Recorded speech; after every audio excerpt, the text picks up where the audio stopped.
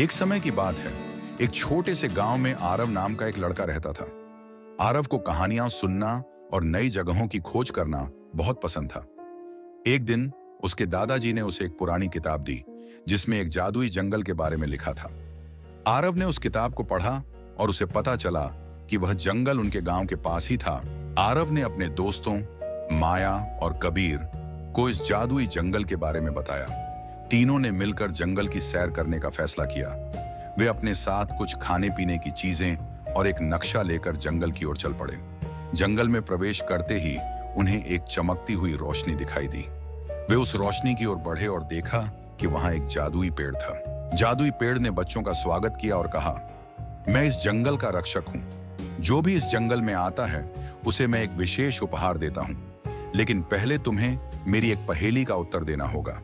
बच्चों ने उत्सुकता से पूछा, क्या पहेली है? पेड़ ने कहा, मैं एक ऐसी चीज हूं जो जितनी ज्यादा होती है उतनी ही कम दिखाई देती है। बताओ मैं क्या हूं? बच्चों ने सोचना शुरू किया। माया ने कहा, क्या यह ज्ञान हो सकता है? पेड़ ने मुस्कुराते हुए कहा, बिल्कुल सही। ज्ञान ही वह चीज है जो जितना ज्यादा होता है उतना ही कम दिखाई देता है। पेड़ ने बच्चों को उनके सही उत्तर के लिए एक जादुई किताब दी।